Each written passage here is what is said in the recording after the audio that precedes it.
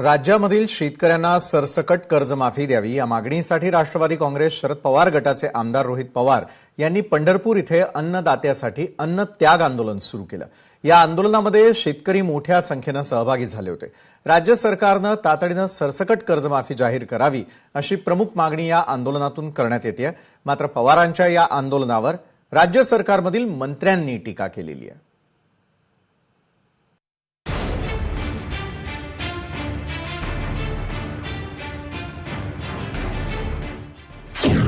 रोहित पवार यांच्या अन्नत्याग आंदोलनावर सत्ताधाऱ्यांची टीका।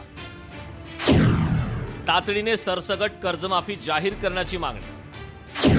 शेतकऱ्यांच्या कर्जमाफीवरून राजकीय वाद सुरू।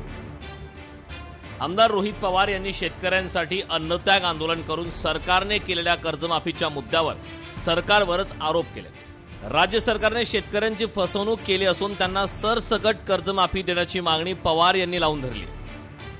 आम्हाला दिखावा नको आहे, आम्हाला आजारी कर्जमाफी नको आहे, आम्हाला पूर्णपणे सरसकट कर्जमाफी द्यावी। त्यामुळे कृपा करून या सरकारला विनंती आहे, मायबाप जनता आहे, मायबाप सरकार आहे की जनतेचं थोडंसं समजून घ्या, आजची अडचण समजून घ्या। त्यामुळे सरसकट 2 लाखाची कर्जमाफी द्या आणि आमच्या शेतकऱ्याला आज या अडचणीतून काढा। आमची जेवढी ताकद आहे, जेवढे किती दिवस लागले तरी आम्ही तिथं आंदोलन हे करून शेतकऱ्याचा आवाज सरकारपर्यंत पोहोचावा यासाठी प्रामाणिकपणे प्रयत्न। रोहित पवार यांचे आंदोलन केवळ राजकीय स्टंटबाजी असल्याचा आरोप सत्ताधाऱ्यांनी केलाय। राज्य सरकारने आधीच शेतकऱ्यांच्या कर्जमाफीचा निर्णय घेतला असून त्याची अंमलबजावणी 30 जून पूर्वी होणार आहे। अशा परिस्थितीत आंदोलन करण्याची गरज नव्हती। काही जण कर्जमाफीचे श्रेय स्वतःकडे घेण्यासाठी आंदोलन करतायत असे जयकुमार गोरे यांनी म्हटलंय। सरकारने राज्यातील लाखो शेतकऱ्यांच्या हिताचा विचार करून निर्णय घेतलाय। पात्र आणि अपात्र शेतकरी यांच्यात वाद निर्माण करून राजकीय पोळी भाजण्याचा प्रयत्न होत असल्याचा आरोपही आमदार रोहित पवार यांच्यावर करण्यात आला। मुळातच हे आंदोलन करण्याची काय आवश्यकता होती हे त्यांना माहिती असेल।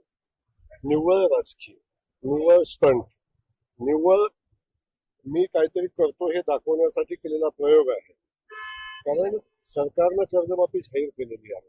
पात्र शेतकरी काही अपात्र शेतकरी असतील याच्यामध्ये वादविवाद लावणं आणि स्वतःचे राजकीय पोळी भाजून घेणं याच्या पलीकडच्या आंदोलनामध्ये कुठलाही विषय नाही।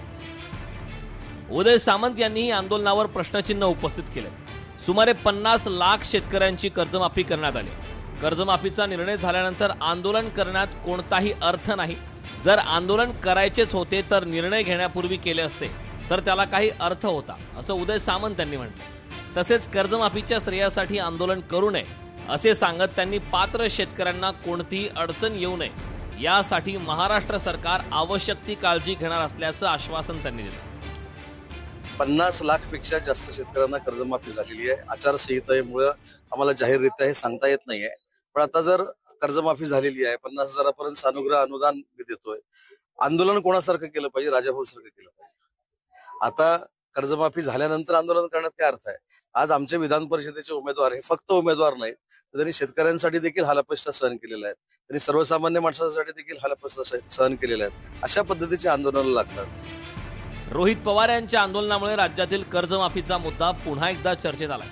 सत्ताधारी आणि विरोधकांमध्ये आरोप प्रत्यारोपाचे राजकारण रंगले। आगामी काळात सरकारच्या कर्जमाफीच्या अंमलबजावणीवर आणि शेतकऱ्यांना प्रत्यक्षात किती लाभ मिळतो याकडे सर्वांचं लक्ष लागलंय।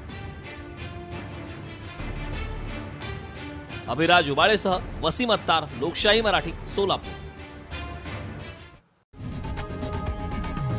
लोकशाही मराठी ऐका, पहा, जागरूक रहा।